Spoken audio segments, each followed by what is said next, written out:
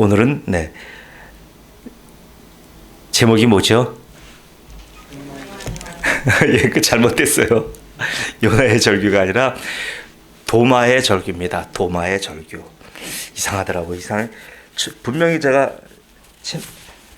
컴퓨터를 도마로 쳤는데 인쇄는 요나로 됐어요. 왜 그럴까요? 야, 참 아직 제 속에 있는 것들 하나님이 아신 것 같아요. 그래서 도마의 절규. 특별히 오늘은 저의 그 고백적인 설교가 될 겁니다. 그래서 같이 함께 이 무더운 여름에 여러분 제가 너무 교리적인 설교만 하면 여러분 힘드시니까 저의 신앙 역정을 좀 얘기함으로 인해서 자랑하는 것이 아니고요. 부끄러움을 드러내는 것은 왜 그렇습니까? 여러분 한 분 한 분이 그렇게 예수님을 만나고 여러분도 저처럼 변화되는 삶을 살기를 원해서 그러는 거예요. 주님 만나지 않으면요. 너무 인생살이 공고하고요. 신앙생활도 별로 재미가 없어요. 교회 나오시는 것이 의무가 되고 어떤 형식이 된다고 한다면요. 참 고통스러운 거예요. 왜요? 옥상 옥이 되잖아요. 하나의 짐 위에 짐 하나 더 얹는 게 돼요. 우리는 뭡니까? 기독교는요. 자유와 해방부터 시작하는 거예요. 기독교는 절대로 여러분에게 무거운 짐을 부과하는 그런 세상의 종교와 달라요. 그래서 저는 주님 만나서 제가 그렇게 변화됐기 때문에 그 변화된 제 모습을 여러분과 함께 나누고 싶어요. 그러니까 여러분 오늘 말씀을 깊이 좀 들으시고요. 오늘 주님이 내게 뭐라고 말씀하시는지 같이 함께 이렇게 고민하는 시간 갖도록 하겠습니다. 도마의 절규, 여기서 도마는 여러분이며 그리고 저 최아론입니다. 도마의 저 질문은 도마의 질문 뭐였어요? 주께서 어디로 가시는지 내가 알지 못해요, 주님. 내가 어떻게 그 길 알아요? 이 말에는 주님, 난 내 인생길이 캄캄해요. 나 아무것도 모르겠어요. 근데 어떻게 제가 주님이 어디로 가시는지에 대해서 제가 뭘 저한테 왜 묻는 거예요? 이런 거예요. 우리가 젊은 시절 사실 그렇잖아요. 제 젊은 청년기가 바로 이와 같았어요. 이런 내면의 질문 늘 던지면서 살았습니다. 저는 나름 일찍 부모님도 신앙을 받아서 교회를 다녔고 직분도 받고 교회 생활도 꾸준하게 했지만 사실 내면으로는 미해결 상태의 질문들 속에 묻혀서 살았던 것 같아요. 그러나 많은 요인으로 말미암아 그 어떤 저의 내적인 질문에도 만족할 만한 답을 얻지 못하고 그렇게 습관적으로 교회를 다녔습니다. 그러다 보니 교회가 재미가 없잖아요. 친구 선후배들 만나는 것밖에 재미가 없었어요. 그래서 그 당시 제가 볼 때 어른들의 모습은 중고등학교 때예요. 너무나 안정돼 보이고요. 마치 푸른 초장 같아 보이더라고요. 반면에 제 인생은 니전이에요.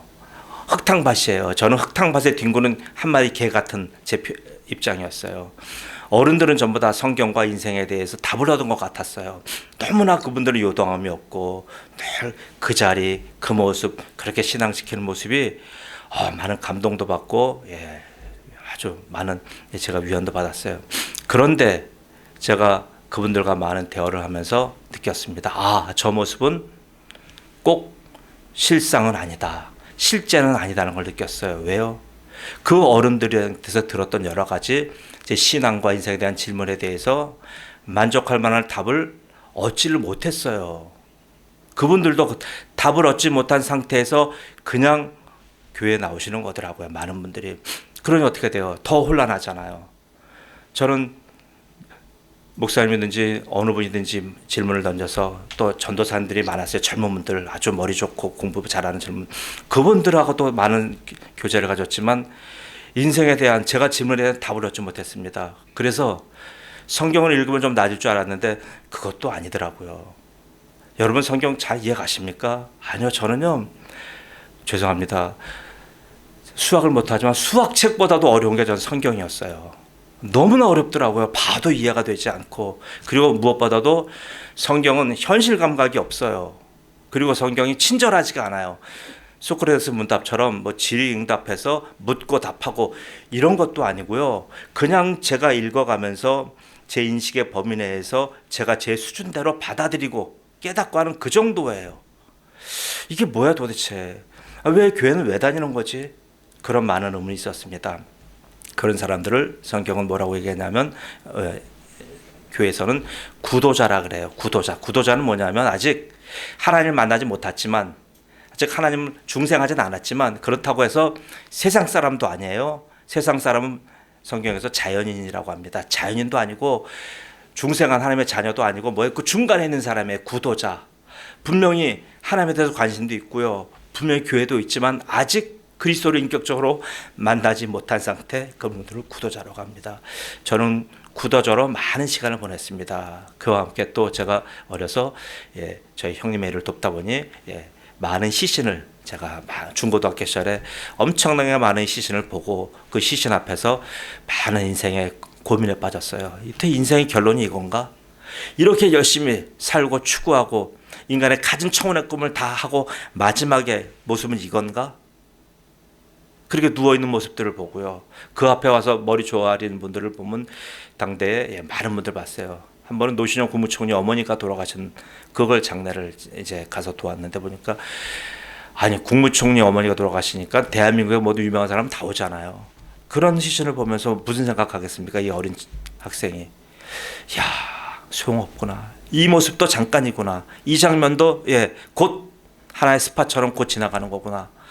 그런 인생이 뭐가 재미있겠습니까? 인생의 끝을 한두 번도 아니고 100번 이상을 그런 끝을 봤으니 제 인생이 뭐가 즐거웠겠습니까? 그러니까 저는요, 인생 하나도 즐거운 거 없었어요. 중고등학교 시절 꿈을 키우고 아이들은 막 공부를 하고 운동을 하고 하는 시기에 저는요, 아니요. 저는 인생이 우울했고요. 검은 베일을 뒤집어 쓰고 온통 돌아다니는 그런 검은 사제 같았어요. 깊은 인생에 대한 회의감, 절망감에 사로잡혀서요. 그렇게 저는, 젊은이들은 특권 뭡니까? 젊은이들은 예비 선수예요. 경기장에 투입하기 위해서 훈련시키는 예비 선수란 말이에요. 예비 선수의 훈련을 받은 게 중고등학교 대학 시절인데 저는 그 시간을 뭘 보냈습니까? 인생의 끝을 봤으니 인생의 끝에 있는 사람들과 함께 얘기하고, 그 사람들이 인생 산전수전 다 겪은 사람들과 함께 동일선상에서 서로 인생의 마지막을 얘기하니 제가 될 게 뭐 있어요? 저는 아무것도 즐거운 게 없었고요. 그냥 저는 인생의 모든 제가 평가자가 됐던 거예요. 뭐는 이렇고 뭐는 이렇고 마지막은 이렇고 인생 이런 거야. 아니 저는 여러분 보세요. 고등학생 아이가 이렇게 지금 인생을 다 겪은, 어떻게 보면 저 사막의 수행자, 은둔자, 구루 같은 이런 선문답을 하고 제가 거기에 대한 답을 하니까 사람들이 볼 때 저를 어떻게 보겠어요? 4차원으로 보였을 거 아니에요. 제가 그런 시절을 보냈습니다. 그러다 보니 저는 저의 젊은 청년기의 삶을, 청년기는 행동하고 운동하고 공부하고 열심히 땀 흘려야 되는 그 시기에 저는 뭐로 살았습니까?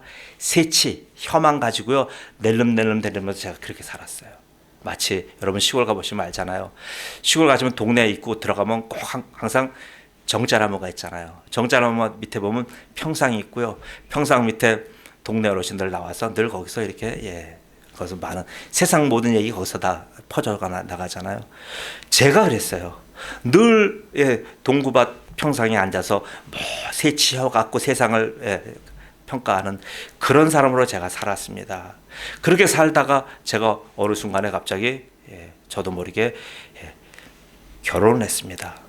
결혼해서 살다 보니까 저의 그런 습관은 결혼한 젊은 청년이 열심히 일하고 열심히 돈 벌고, 그래서 가정을 계획을 세우고 가정의 앞으로 5년 후에 우리의 모습, 그리고 언제쯤 집을 사고 어쩌지 아이를 낳고 이런 멋진 계획을 꾸미며 살아야 되잖아요. 근데 저는 안 그랬어요. 인생에 아무런 의미가 없다 보니까요. 아니 무슨 의욕이 생겨야 말이죠. 그 의욕이 없어요. 그러니까 모든 건 누가 저를 톡 건들기만 하면요, 바로 그냥 제가 이 화를 내고요, 가시도치게 나가고요. 얼마나 제가 이 단말마적으로 제가 이렇게 반응했는지 몰라요. 성품이 못돼서 그런 게 아니고요, 그 당시 저의 처해 있는 상황이 그랬습니다. 그럼 이럴 때 누가 가장 피해 봅니까? 가장 많이 피해 보는 자가 바로 젊은 새댁이었어요. 꿈과 희망에 가득 찼던 그 예쁜 여대생이 저 같은 악한 회론자를 만나서 덩달아 자신의 인생이 망가진 거예요. 얼마나 저희 아내는 참 운동도 잘하고요. 성격이 좋고 아주 참 그래서 주위에 많은 분들의 이렇게 사랑도 받고 그랬는데 저 같은 인생의 절망론자를 만나서 인생에 덩달아 희망도 없어졌고 인생에 꿈도 없어 사라졌어요. 그저 그때 당시 저는요 어떻게 살았냐면 눈이 떠지니까 그냥 살았고요. 먹고 살아야 된다고 하니까 그냥 얘 가서 일한 거예요. 생각은 늘 온 세상 다 떨어다니는 주유천하와 같은 그런 생각 속에 살았습니다. 이 짧은 인생이 싫었고요.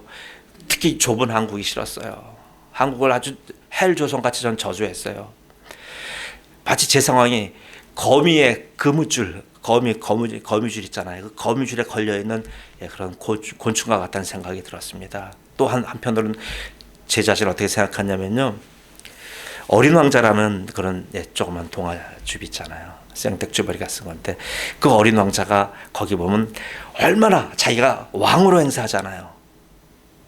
얼마나 멋져요. 근데 문제는 그 별에 사람이라는 어린 왕자 한 명밖에 없는 거예요.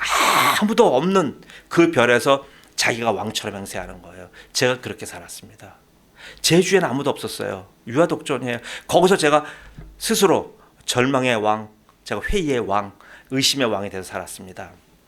그래서 저는 그 당시 제 입에서 나오는 말은 오늘 도마가 나는 내 인생이 뭔지 모릅니다. 이런 절규, 내 인생 어떻게 될지 모릅니다라는 절규가 제 입에서 늘 회자됐던 것들 중에 하나예요. 앵무새 같이 살았어요. 앵무새는 뭐예요? 앵무새는 창의적으로 생각해서 말을 못하잖아요. 앵무새는 뭐예요? 조련된 말을 잘해요. 제가 그랬습니다. 제 입에서 나오는 늘 말은요 이런 말이에요. 나는 내 인생 모릅니다. 어디로 갈지 모릅니다. 언제 죽을지 모릅니다. 언제 떠날지 모릅니다. 그러기에 나는 생각 없이 삽니다. 나는 막 삽니다. 난 제 인생 젊은 코드가 그랬어요. 항상 제 생각 속에 저를 지배하는 건 뭐였냐면요. 다른 사람을 아무도 생각하지 못했어요. 오직 가장 불쌍한 저 자신만 들여다본 거예요. 오직 불쌍한 내 인생. 너는 어쩜 이렇게 세상에 가볍게 태어났느냐? 너는 어쩜 이렇게 처절한 인생을 살고 있느냐? 너는 어쩜 이런 젊은 시기에 그렇게 인생의 바닥의 모습으로 살고 있느냐? 그런 제 모습 보면서 항상 불쌍했어요. 불쌍한 내 인생. 저는 남을 돌볼 여력이 전혀 없었어요. 심지어는 저와 함께 인생의 고락을 같이 함께 하겠다고 온 그 예쁜 새색시조차도 저는 돌아볼 힘이 없었어요. 제 자신이 마치 깊고 아주 검은 바닷속에서 거대한 폐 그물에 온몸이 칭칭 감겨서요. 거기서 죽어가는 모습, 그게 당시 제 진짜 모습이었어요. 얼마나 제가요 제 인생을 저주했고요. 저희 가정을 제가 미워했고요. 저희 부모를 제가 아주 증오했는지 몰라요. 그리고 특별히 결혼 후에는지 몰라요. 나 혼자만 망하면 됐지 남의 귀한 딸까지 망칠 수 없다라고 하는 그런 일말의 양심의 가책이 있어서 참 괴로웠어요. 그러니까 어떻게 돼요? 도망가고 싶었어요. 그래서 직장에 들어가도요. 일부러 제가 지방 근무를 자천했어요. 유한양행 다닐 때 유한양행 제가 본사 근무예요. 본사 근무에도 불구하고요. 제가 자천했어요. 경기 전라도 광주 가서 근무했어요. 왜요? 도망가고 싶었고요. 계속 도망가고 싶었어요.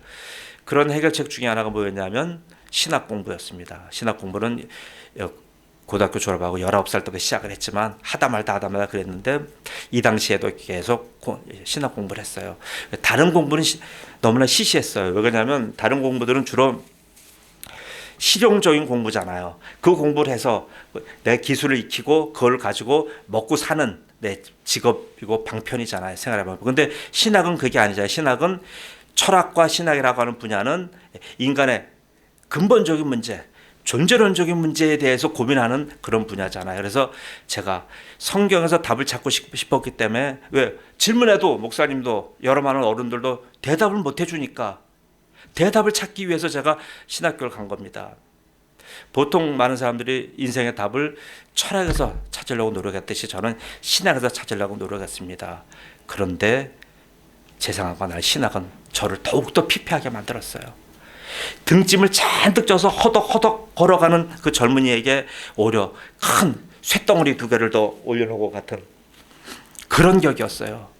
그러다 보니 어떻게 돼요? 이 학교도 가보고 저 학교도 가보고 학교 가봐서 안 되니까 어떻게 돼요? 기도원도 가보고 또 지금은 좀 다르지만 제가 있던 그 젊은 시절은 기도하는 사람들이 많았어요. 각 동네마다 기도의 고수들이 많았어요. 어떤 데 가면 뭐 귀신도 쫓아내고, 어디 가면 무슨 뭐 앞날도 뭐 훤히 보고, 이런 기도의 제약 고수들이 많았어요. 이런 기도자들도 도루로 찾아다니고, 그래도 답을 못 찾으니까 어떻게 돼요? 교회는 뻔하니까, 교회는 답을 안 주니까, 교회는 늘 자기들 자체 일에 바쁘니까 신경 안 써요. 우리 같은 나고자에 대해서. 그래서 어떻게 갔습니까? 이단들을 찾아다닌 거예요. 제가 이단을 많이 아는 이유가요, 지식적인 저는 경험이 아니라 저는 뭐예요? 실제적인 경험을 통해서 많은 이단들을 가본 거예요. 한국의 대표적인 이단들은 같은 골목골목 숨어있는 이단들까지 다 찾아다녔습니다. 왜요? 인생의 답을 찾고 싶었고, 제 인생의 길을 제대로 찾고 싶었기 때문에 그래요. 그러다가 도저히 견딜 수 없는 상황까지 되었어요. 왜요? 어떻게 됐냐면, 바로 조금만 제가 더 견디다가는 제 사랑하는 아내와 저희 그때 태어나서 어린아이 저희 딸을 제가 완전히 인생 망가뜨릴 그런 위기까지 제가 봉착했습니다. 극간난아기를 데리고요.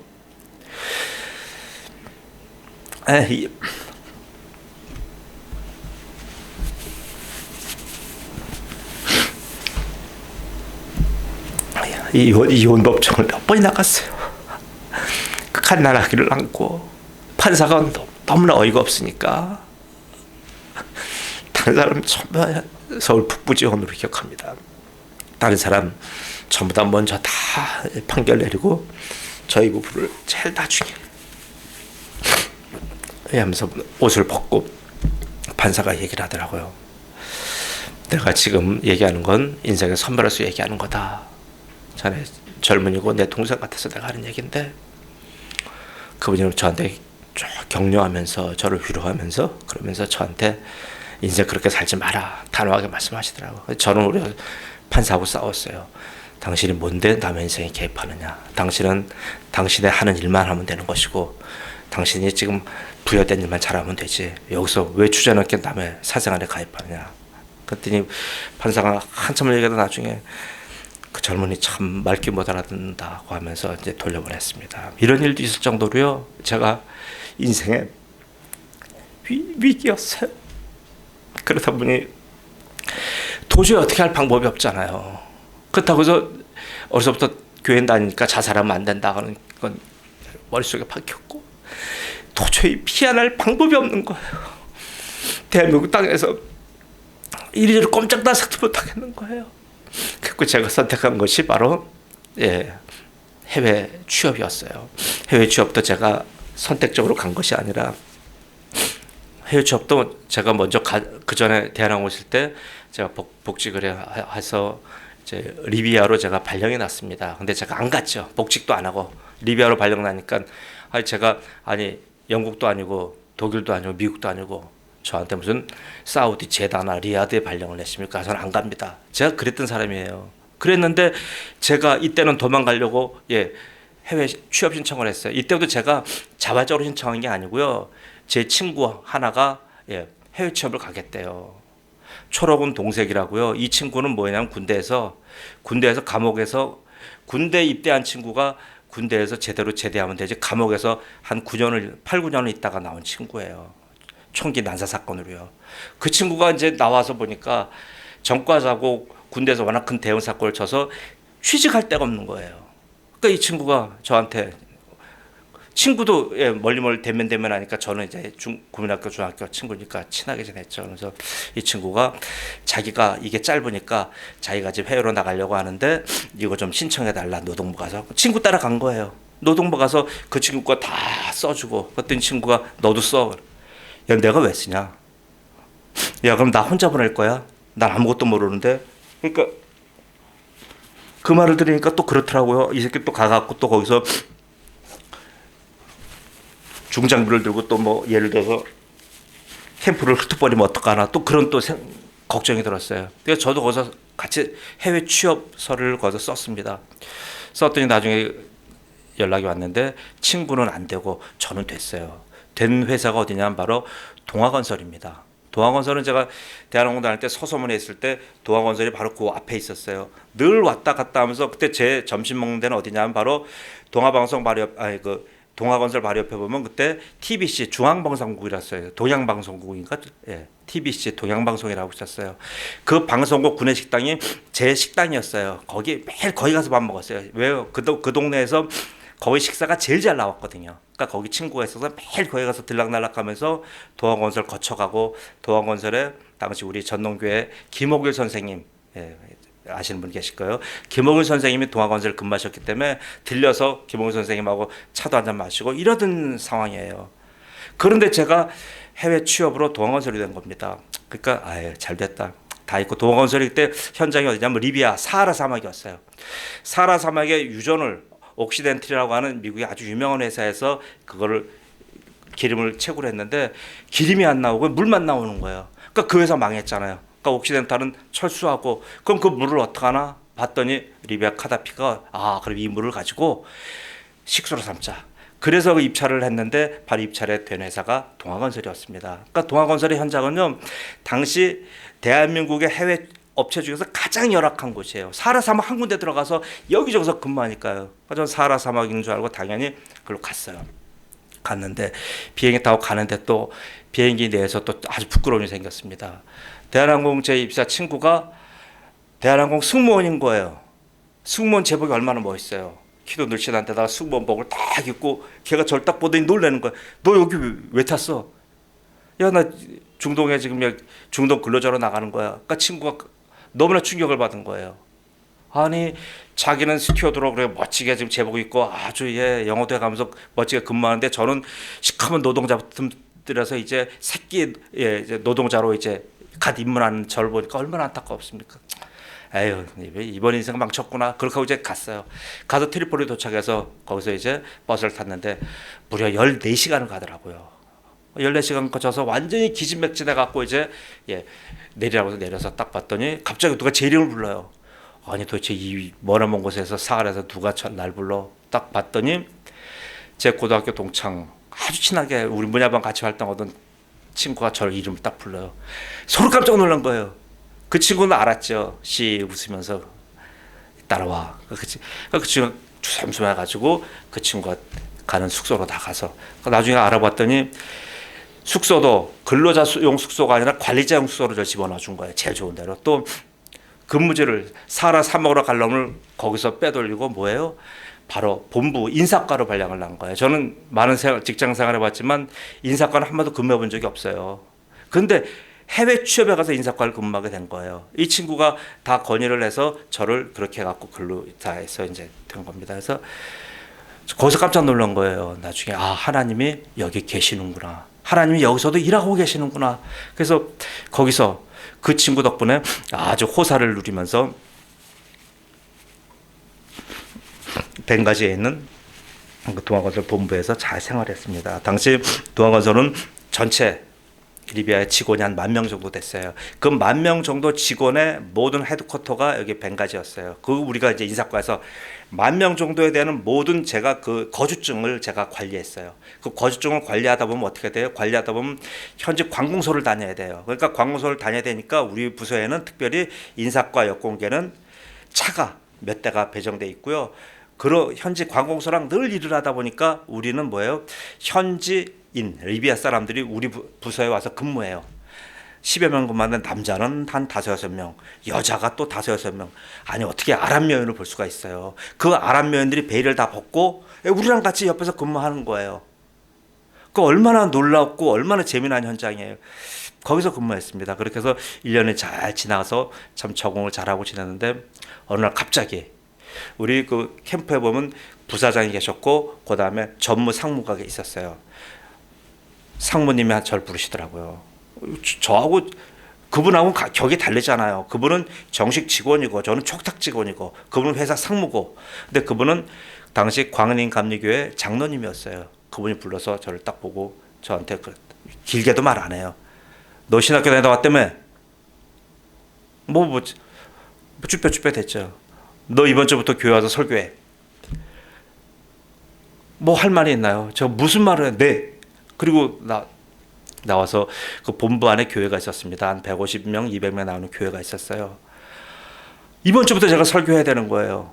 1년 동안 교회도 안 오고 건달처럼 왔다 갔다 하면서 그냥 거기서 온갖 그냥 제가 문제만 일으키던 제가 갑자기 그 주부터 교회 설교자가 된 겁니다. 그러니 어떻게 돼요? 뭐 아는 게 있나요? 무슨 뭐 들은 게 있나요? 뭐 제가 영성이 있나요? 바로 숙소 생활을 청산하고 교회 이쪽에 기도실 두 개가 있었어요. 여기선 잠자고 여기서 이제 기도하고 매일 밤마다 그렇게 한 거예요. 그럼 뭐 어떻게 돼요? 하나님, 미치겠어요. 이게 뭡니까? 제가 지금 국내에서 너무나 문제가 산적해서 도망 나와서 여기까지 왔는데 여기서 또 이렇게 무거운 짐을 또한테 부과시키십니까? 하나님 맞습니까? 막 따져가면서 기도하는데 너무나 놀랍게도요, 기도하면 할수록 하나님이 은혜를 쏟아부어 주시는 거예요.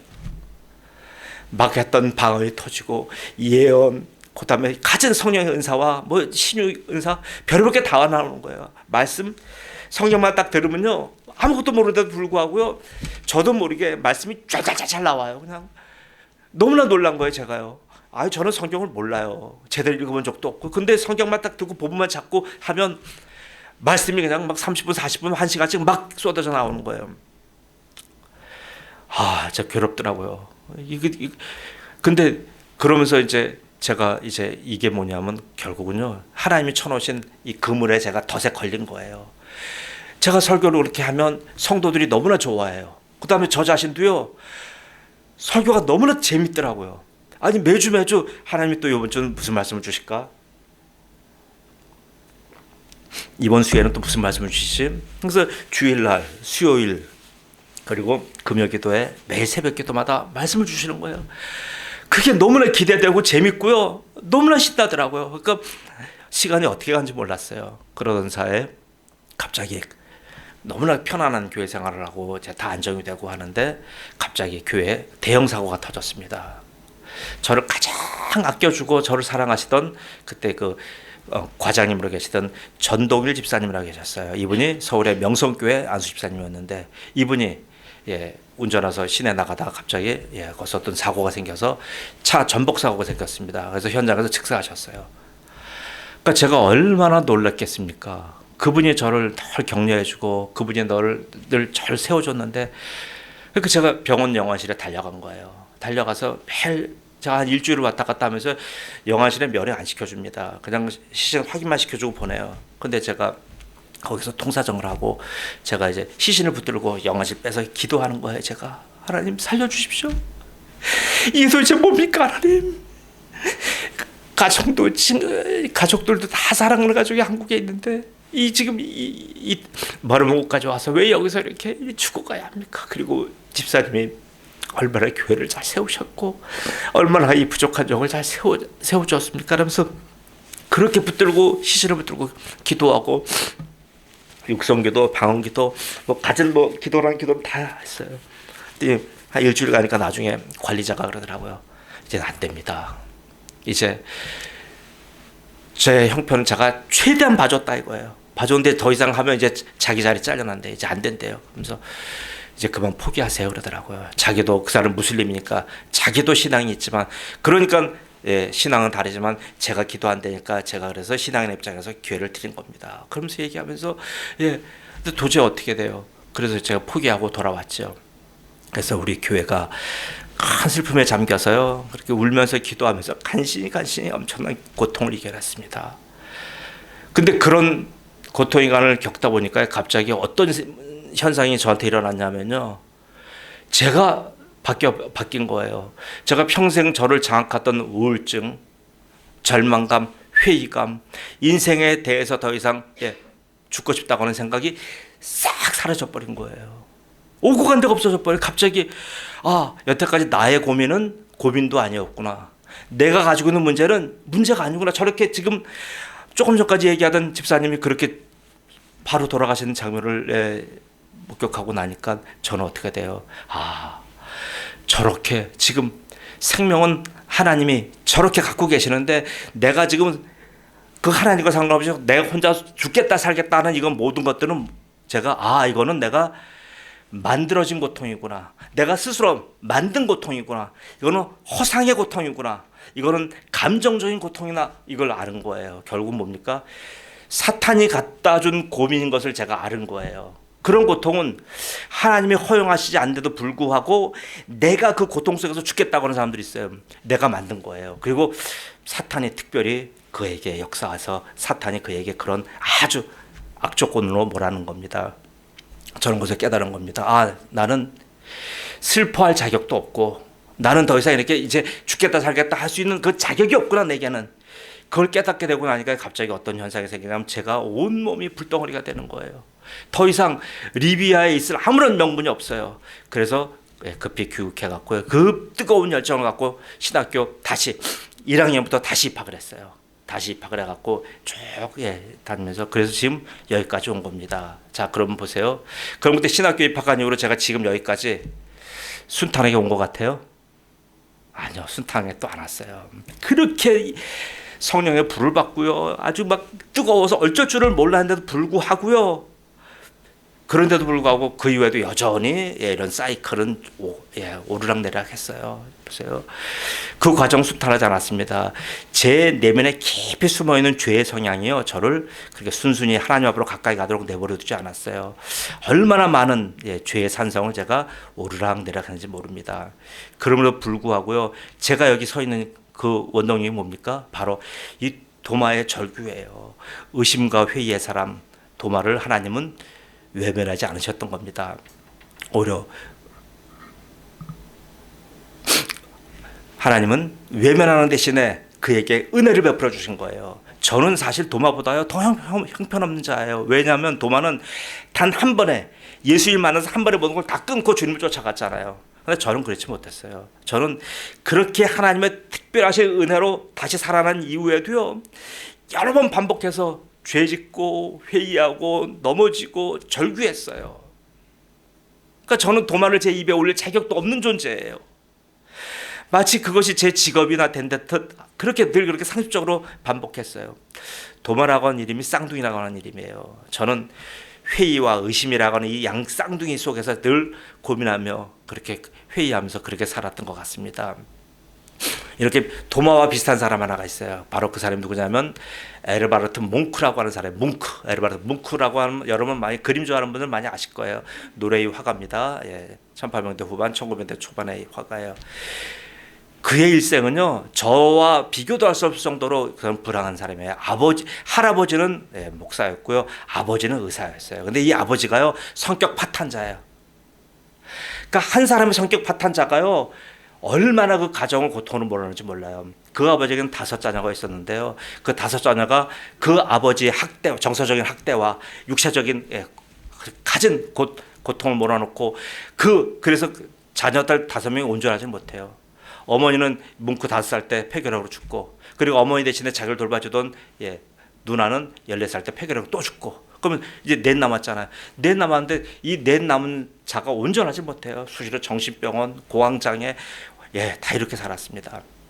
뭉크는 어두움에서 헤어나지 못했던 삶이에요. 뭉크 자신도 정신분열 증세와 공황장애로 늘 병원을 오가고 전전했어요. 항상 그에게는요 불안과 공포가 떠났지 않았고요. 전율과 절망 속에 사로잡혀 있었어요. 그러던 그를 잡아준 게 뭐였어요? 바로 미술이었습니다. 오슬로 미술학교에 입학해서 미술을 공부하게 된 이후에 미술이 그를 구원한 거예요.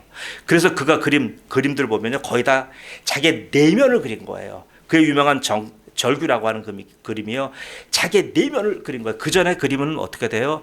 전부 다 그림은 아름답게 그리는 거예요. 그림 같다라는 말은 뭐예요? 현실보다도 그림이 더 아름다운 거거든요. 그 아름다운 그림을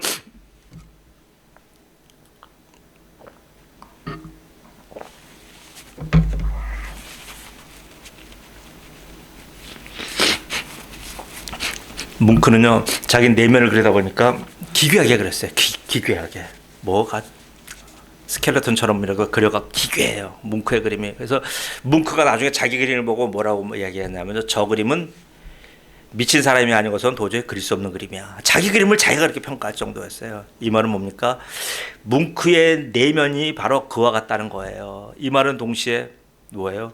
최아론의 내면이었어요. 뭉크는 그림으로 구원을 받았지만 저는 뭐예요? 저는 말씀으로 구원을 받은 겁니다. 어떻게 저 천재 화가 뭉크와 이 무명의 구도자 최아론을 같이 함께 비교하냐고요? 네, 비교 대상이 안 되죠. 천재 화가와 저 같은 무명의 인사를 어떻게 구별합니까? 그러나 저는 비교하고 싶어요. 왜요? 예, 그 이유가 있어요. 그 이유는 둘 다 죽음 앞에서 버려졌던 인생이기 때문에 그래요. 공통점이 또 둘 다 또 자신의 내면의 절규로 자기의 죽음을 그렇게 외친 자들이에요. 또 둘의 서로 같이 하는 일이 똑같아요. 뭡니까? 뭉크라고 하는 이름은 뭐냐면요. 영어로 말하면 멍크예요. 멍크는 사제, 수도승, 수도하는 사람이라는 뜻이에요. 최아론, 말씀 전하는 사람이잖아요. 둘 다 수도승과 같은 인생을 사는 거예요. 근데 보세요. 뭉크는 그림을 그렸어요. 그 대신 명성을 얻었고요. 돈도 얻었어요. 그러나 최아론은 명성도 얻지 못하고 돈도 얻지 못했지만 저는 뭐예요? 저는 구원을 얻었어요. 그러니까 내면의 보편적인 두려움과 공포를 표현해서 사람들의 열광을 이끌어냈지만 거기까지 왔어요. 거기에는 구원이 없잖아요. 도마의 절규는 뭉크의 절규같이 돈과 명예는 따라오지 않지만 거기에는 구원이 있어요. 그 절규에 예수님은 반응하시는 거예요. 절규라고 해서 다 같은 절규가 아닙니다. 세상에 많은 자연인들이 죽겠다 살겠다 목숨을 던지는 그런 아주 절체절명의 순간이 한둘이 아니잖아요. 그런데도 주님, 왜 주님 반응하지 않으십니까? 미안한 얘기지만 주님은요, 세상 자연인의 절규에는 반응하지 않으셔요. 그러나 주님께서는 하나님의 택한 백성인 바로 이 도마의 절규에는 작은 소리에도 신음하시되 하나님, 주님은 반응하시는 거예요. 자, 사랑하는 성도 여러분, 여러분의 인생 그동안 어떠셨어요? 여러분의 인생은 앞으로 어떨 것 같아요? 여러분은 여전히 뭉크처럼 내가 세상에서 잘 되지 못한 것, 세상에서 좀 더 누리지 못한 것, 세상에서 돈 있고 좀 폼나게 못 사는 것, 여전히 지금도 그런 것 때문에 여러분 질질 짜실 거예요? 아니잖아요. 절규라고 다 같은 절규 아니잖아요. 우리는요, 이제 우리의 절규는요, 우리도 여전히 외치고 여전히 고통스러워하고 여전히 우리도 힘들어해요. 근데 우리의 절규는 죽음을 앞에 두고 절규한 뭉크의 절규가 아니라 우리는 바로 생명을 희구하고 생명을 달라고 하는 바로 도마의 절규인 거예요. 세상 모든 자연인들은 지금도 뭉크의 절규를 외치면서 그렇게 살아갑니다. 얼마나 유명한 분들이, 연예인들이 그렇게 쉽게 자기의 목숨을 갖다 버립니까? 왜? 그들은 죽음의 절규 속에 살아가기 때문에 그래요. 아무리 많은 거 누리고 명성도 누리고 세상에 모든 사람들이 주시도 받고 있었지만 그들은 죽음의 이중주, 죽음의 절규 속에서 살아가는 거예요. 그러나 의심 많고 회의하고 확신하지 못하고 늘상 주저주저하는 이 도마의 절규를 내뱉는 성도들은 바로 그것이 생명의 아우성임을 주님은 그걸 받아주시는 거예요. 네가 지금 나를 찾는구나. 네가 지금 살기를 원하는구나. 네가 죽고 싶지 않고 네가 정말 이 생명을 원하는구나라고 주님은 그렇게 받아주시는 거예요. 그래서 예수님은 세상에 그렇게 유명한 자연들의 절규에는 일체 응답하지 않으시고 오직 이렇게 이름 없는 성도들의 절규에 반응하시는 거예요. 도마는요, 예수님의 12제자 중에서 저 끝에 숨어 있는 사람이에요. 보이지도 않아요. 도마는 두각을 나타내는 제자가 아니에요. 근데 그 도마가 주님 앞에, 주님, 저 힘들어요, 저 살고 싶어요 라고 얘기했을 때 주님은 그 도마의 절규에 반응하신 거예요. 그 반응하신 내용이 바로 뭡니까? 오늘 본문 6절이에요. 예수께서 이르시되, 같이 한번 읽어주세요. 시작.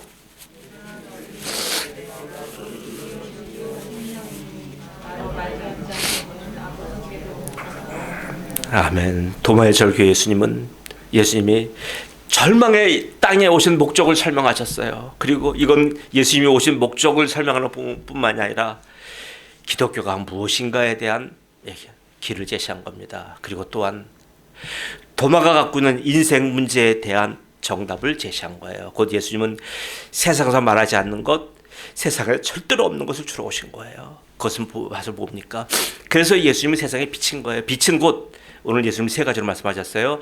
진리체계, 믿음 체계, 생명 체계입니다. 이 세 가지를 예수님 주로 오셨어요. 이 세 가지가 곧 기독교예요. 그래서 저는 다음 주에 이 세 가지에 대해서 성경이 말씀하시는 말을 여러분에게 전하고자 합니다.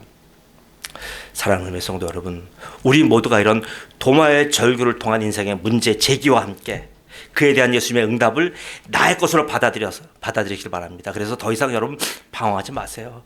더 이상 이제 고민하지 마세요. 이제 주님이 우리를 정면으로 보시는 거예요. 그래서 이제 주님이 책임져 주신 사람이 우리가 되는 거예요. 주님이 책임져 주시는데 왜 이제 고민하시고 왜 이렇게 불신하십니까? 이제는 우리가 주님만 바라보고 뚜벅뚜벅 걸어가면서 남은 삶을 늘 넉넉하게 계시며 행복하게 사시기를 예수님의 이름으로 축복합니다.